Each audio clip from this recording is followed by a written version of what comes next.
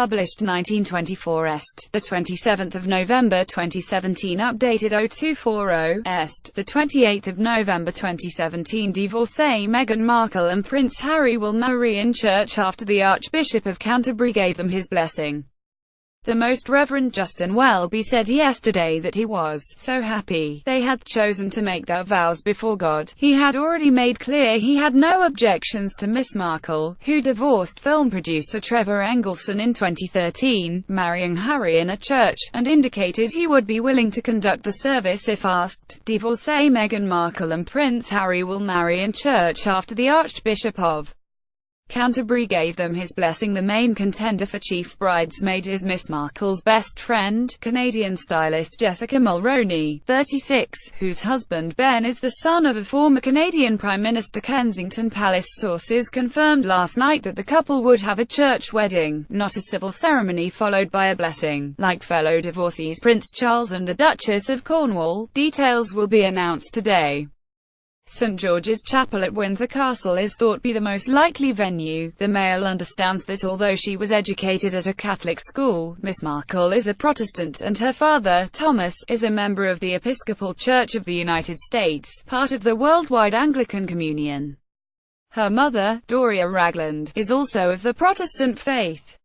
The last time a senior royal wanted to marry an American divorcee, it sparked a constitutional crisis. Edward VIII, Prince Harry's great-great-uncle, had to abdicate in 1936 to wed Wallis Simpson. But members of the royal family are no longer barred from marrying divorcees. The Church of England agreed in 2002 that people could remarry in church, albeit under strict conditions. It insists divorcees are asked questions to ensure the previous marriage has been resolved and past hurts have been healed. The Most Reverend Justin Welby said yesterday that he was so happy they had chosen to make their vows before God. Essentially, it is up to the priest, or in this case probably Dr. Welby, to decide. Dr. Welby has a liberal view on remarriage. 2 months ago he conducted the wedding of a divorcee at Lambeth Palace. His predecessor Rowan Williams refused to let Charles and Camilla marry in church because of their adulterous history, and because her ex-husband was living. Instead, they had a civil ceremony at Windsor Guildhall, followed by a blessing at St George's Chapel. Meghan Markle was last night tipped to become Duchess of Sussex. However, she will not receive the official title of Princess Meghan because she is not of royal blood. The Queen is expected to bestow a dukedom on her grandson and his bride on the wedding day. She did this for William and Kate, who became the Duke and Duchess of Cambridge.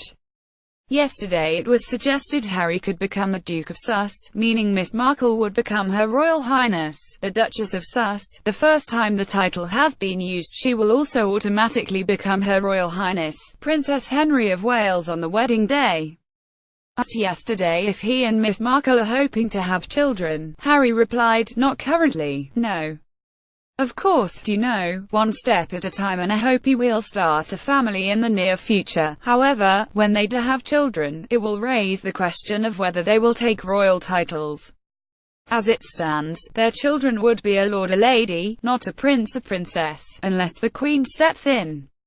She did this for William and Kate's children, allowing all of them to have the title HRH, not just Prince George, who qualified automatically. Dr. Welby's own parents divorced when he was 3, and in a sermon last year he said it is important to remember the Golden Age mythology of stable Victorian values was just that, mythology. He said yesterday, "I am so happy that Prince Harry and Ms. Markle have chosen to make their vows before God.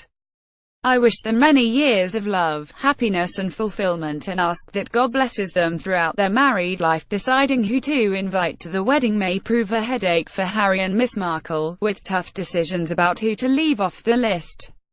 The main contender for chief bridesmaid is her best friend, Canadian stylist Jessica Mulroney, 36, whose husband Ben is the son of a former Canadian Prime Minister. The two women met when Miss Markle moved to Canada to film TV show Suits.